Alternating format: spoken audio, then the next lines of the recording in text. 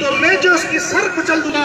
نورا ڈاکو کھڑا رہا، 3 گھنٹے تقریر ہوئی، مولانا فرماتے کہ میں واپس آ گیا، کچھ عرصے بعد دیکھا ایک صاحب امامہ باندھ کے آئے ہیں، بڑی داڑھی ہے اور ہاتھ میں تسبیح ہے، آنکھوں سے آنسو جاری ہے۔ انہوں نے کہا کون ہو بھائی؟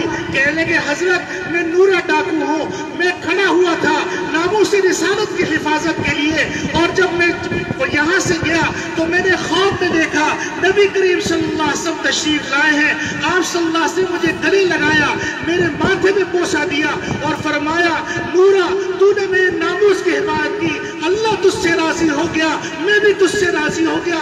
تو کہتے ہیں کہ میری آنکھ کھلی، وہ دن ہے، آج کا دن ہے، یہ چراغ جو روشن ہوا ہے، اب آنکھوں سے آنسو بہا بہا کے اس کو تسکین دے رہا ہوں۔ اللہ رب العالمین نے مجھے نورا ڈاکو سے ولی اللہ بنا دیا۔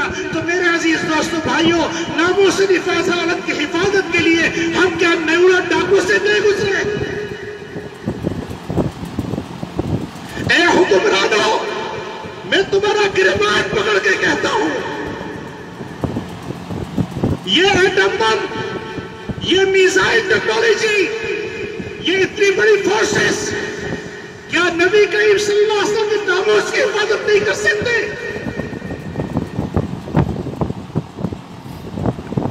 جب دنیا کی کوئی طاقت پاکستان کی طرف نگاہ اٹھا کے نہیں دے سکتی تو پاکستان سے یہ آواز اٹھنی چاہیے کہ میرے نبی پر اگر آئندہ کسی نے غدار کیا تو یہ میزائل تمہاری طرف رخ کریں گے، یہ ایٹم بم تمہاری طرف رخ کریں گے۔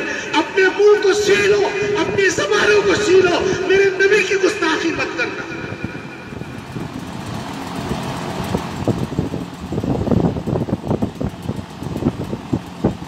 میرے عزیز دوستو بھائیوں، آج کا یہ اجتماع ہمارے حکمرانوں سے مطالبہ کرتا ہے، 2 مطالبات۔ ایک مطالبہ یہ کرتا ہے کہ ناموس رسالت کی بے ادبی کرنے والے کو ایسی تھریٹ دو کہ اس کو ہوش ٹھکانے آ جائے،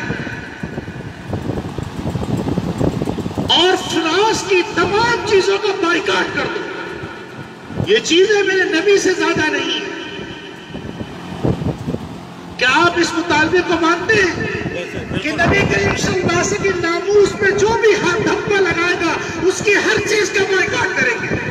ہم اس کے ملک میں نہیں جائیں گے، ہم وہاں سے سفیر بلا لیں گے، یہاں اس کے سفیر کو نکال دیں گے۔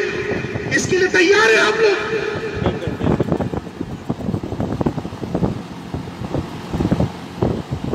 اور دوسرا مطالبہ یہ ہے، کیا قرآن اور حدیث کا علم حاصل کرنے والے، ان کی لاشوں کی قیمت 5 لاکھ بھی نہیں ہے، ان کے زخمیوں کی قیمت 2 لاکھ بھی نہیں ہے؟ اگر کوئی چور مرتا ہے، کوئی ڈاکو مرتا ہے، کوئی زانی مرتا ہے تو آپ اعلان کرتے ہیں 50 لاکھ اس کے لیے، 20 لاکھ اس کے لیے، 10 لاکھ اس کے لیے۔ کیا یہ معصوم بچے بے قیمت ہیں؟ آج اگر دنیا کے اندر اللہ کی رحمت اتر رہی ہے تو ان معصوم بچوں کے صدقے میں اتر رہی ہے، جو قال اللہ قال رسول اللہ کہہ رہے ہیں۔ ان بچوں کی ناقدری نہ کرو۔ جن ملکوں نے ان بچوں کی ناقدری کی، ان ملکوں سے اسلام کا نام ختم ہو گیا۔ ان کی ناقدری نہ کرو، ان مدارس کی ناقدری نہ کرو، ان طلبہ کی ناقدری مت کرو، ان مساجد کی ناقدری مت کرو، ان احادیث و قرآن کے پڑھنے والے کم سے معصوم بچوں کی ناقدری مت کرو۔ یہ بھی کسی کے بچے ہیں، یہ بھی کسی کے بیٹے ہیں، ان کے بھی ارمان ہیں، ان کی بھی امنگیں ہیں۔